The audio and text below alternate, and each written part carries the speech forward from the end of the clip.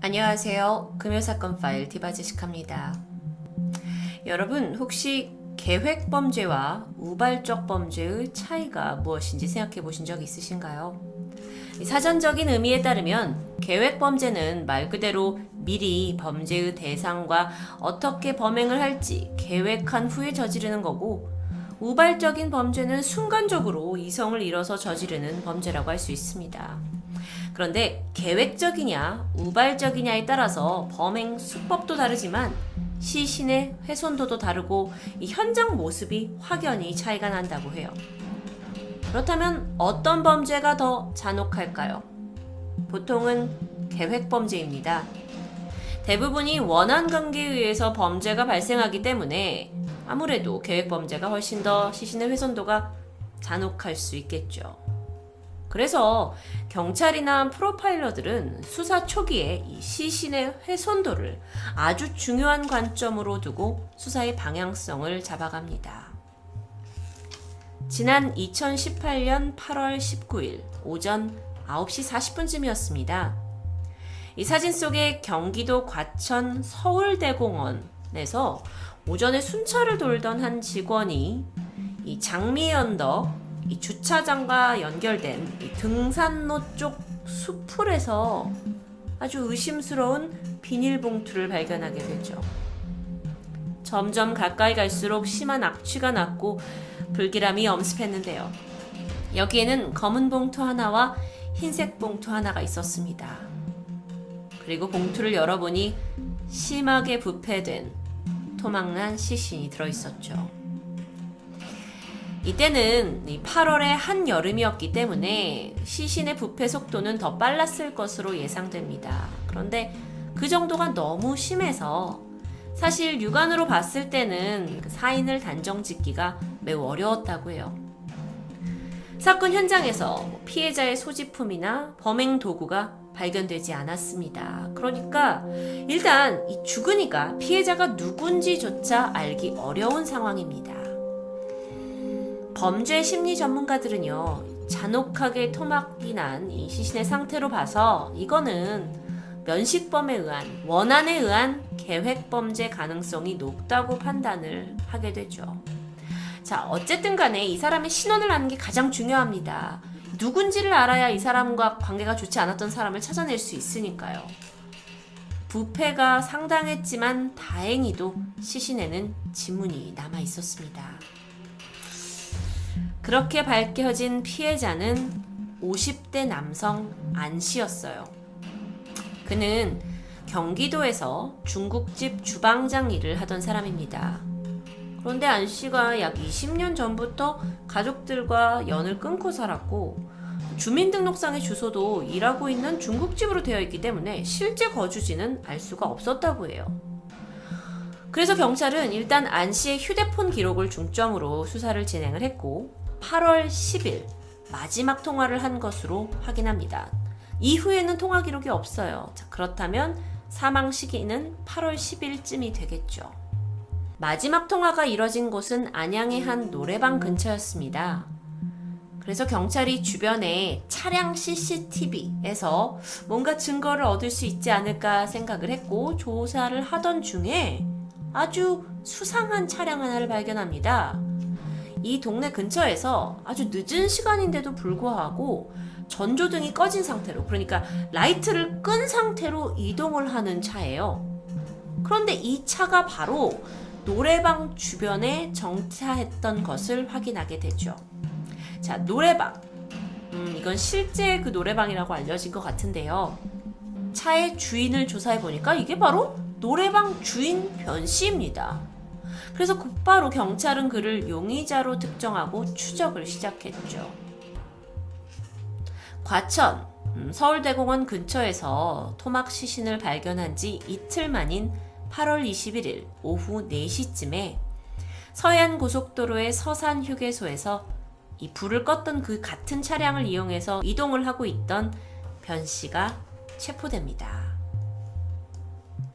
변 씨는 체포 직후 범행을 인정했고 바로 과천경찰서로 압송되죠.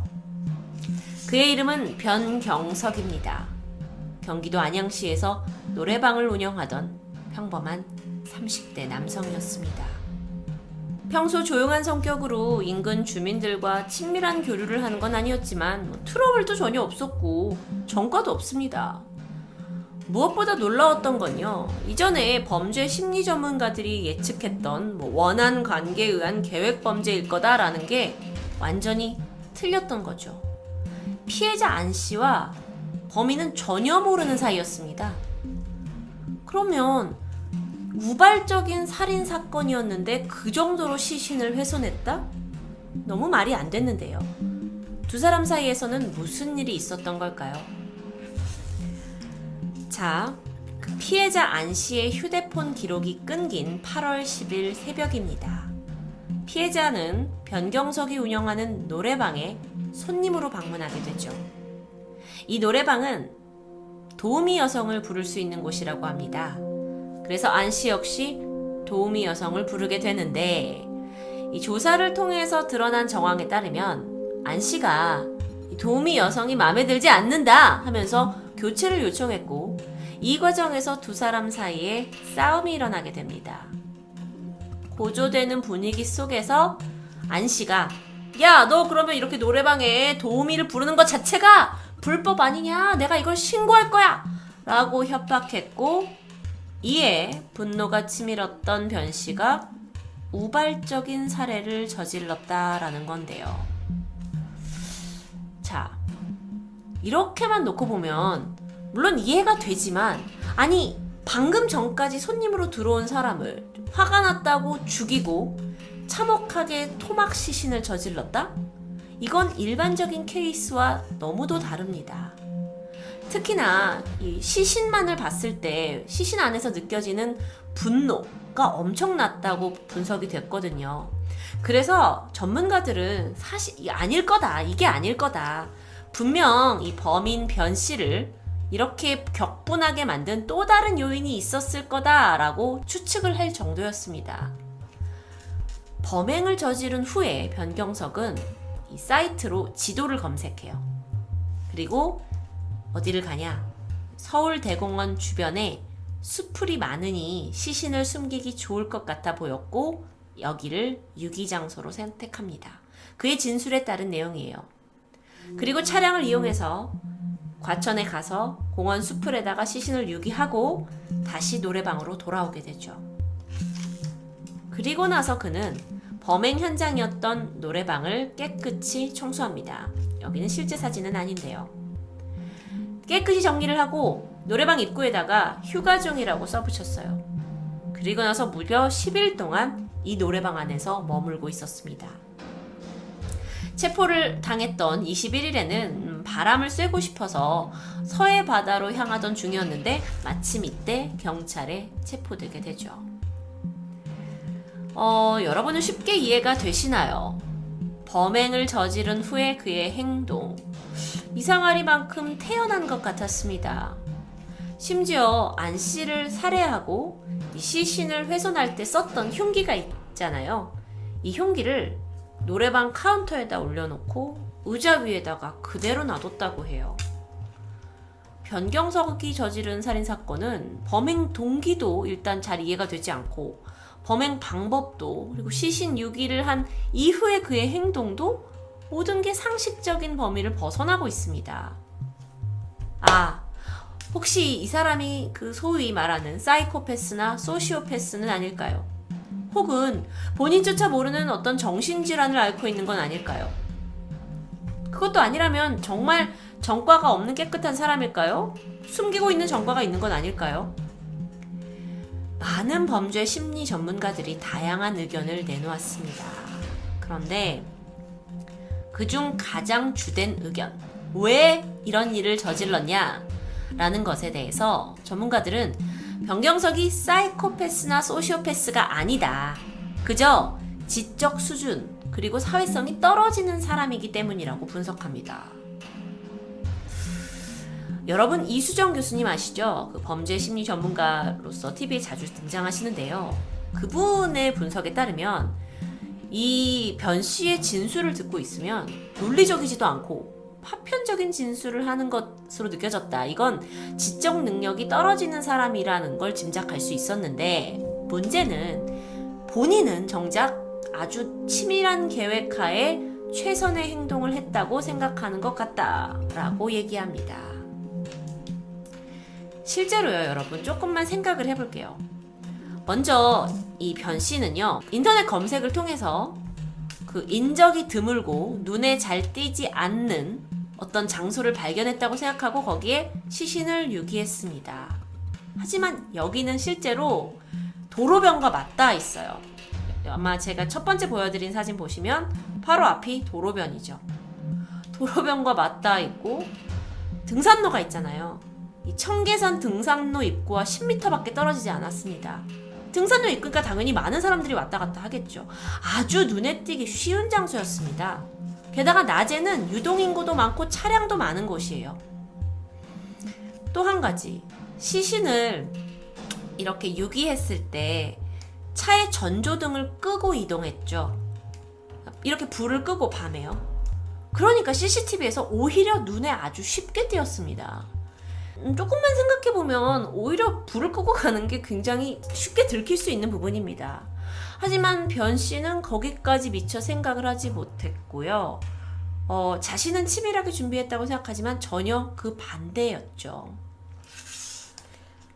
자, 그래서 이제 전문가들이 그가 소시오패스나 사이코패스가 아니라 지적 능력이 떨어지는 거다라고 이야기를 합니다. 아니, 근데 그렇다 하더라도 시신을 그렇게까지 잔혹하게 훼손한 건 잘 이해가 되지 않는데요. 여기에 대해서 전문가들은 이것 또한 인지 수준, 사회성이 떨어져서 나타난 거다라고 분석합니다. 물론 살인 자체는 우발적이었죠. 하지만 이후에 살인이 저질러졌어요. 근데 안 씨가 시신을 이대로 두면 범행이 드러날 텐데 그럼 다른 곳에 버려야겠네. 그런데 버리려고 보니까 이대로 있으면 들기가 너무 어렵겠네. 그러면 시신을 옮기기 편하게 토막내자 라는 아주 단순한 패턴의 사고방식이 있었을 거라고 추정됩니다.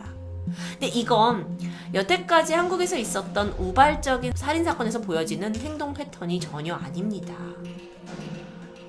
전과도 없는 일반인이 원한이 있는 것도 아니고 그냥 순간적으로 사람을 죽이고 시신 옮기기 편하게 토막을 냈다 라는 생각.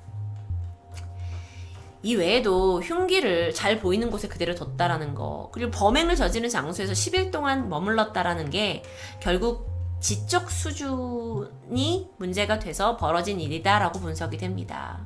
실제로 테스트 결과 사이코패스도 아니었고요. 정신질환도 없었죠. 그런데 그의 낮은 능력과 지적 능력과 함께 주변에 어떤 사람들과 관계도 맺지 않고 홀로 지내다 보니까 사회성까지 떨어진 겁니다. 그 모든 것이 변 씨로 하여금 예측 불가능한 새로운 범행을 저지르게 만들었을 가능성이 높아 보입니다. 8월 29일 변경석은 경찰에 송치되었습니다. 신상과 얼굴 역시 모두 공개되었죠. 그는 기자들 앞에서 울먹이면서 정말 죄송합니다라고 반성하는 듯한 모습을 보였는데요. 그리고 11월 2일 검찰은 그에게 무기징역을 줘야 한다라고 주장했지만 결국 판결에서는 징역 20년이 내려집니다. 다들 여기에 대해서 좀 너무 약한 판결이 아니냐라고 얘기를 하는데 판사로서는 우발적인 범행이었고 또 범행을 인정하고 반성하고 있는 태도를 보이기 때문에 이런 결정을 내렸다라고 설명합니다. 물론 잔혹성에 비해서 좀 쉽게 납득이 가지 않는 것 같기도 했죠. 그래서 국민청원이 있기도 했습니다. 여러분, 저는 최근 금요사건 파일에서 2019년 장대호 한강 몸통 살인사건 그리고 2015년 김일곤 트렁크 살인사건을 소개한 적이 있습니다. 이 사건들이 조금 독특했던 점이 뭐냐면 이 사람과 오래 알고 있어서 원한이 쌓여서 돈 문제가 엮여서 이 사람을 죽인 그런 게 아니라 그냥 우발적인 상황에서 아주 잔혹하고 시신을 훼손하는 일이 발생하는 공통점을 가진 살인사건들이었습니다. 이런 건 사실 우리의 과거에 있던 범행의 패턴은 아니죠. 그러다 보니까 이런 새로운 형태의 범행이 나옴에 따라 어쩌면 우리도 새로운 접근이 필요할 것 같다라는 생각이 듭니다. 또한 혹시 우리가 제도적으로 뭔가 놓치고 있는 건 아닌가라는 생각도 드는데요. 이렇게 변화하는 범죄 양상 속에서 우발적으로 살인을 저질렀다 하더라도 이 범인이 정말 자기가 얼마나 잘못을 했는지 범행의 무게를 느끼게 하기 위해서라면 좀 더 엄중한 처벌이 필요하지 않을까 하는 생각이 듭니다. 과천 토막 살인 사건 금요 사건 파일 디바제시카였습니다.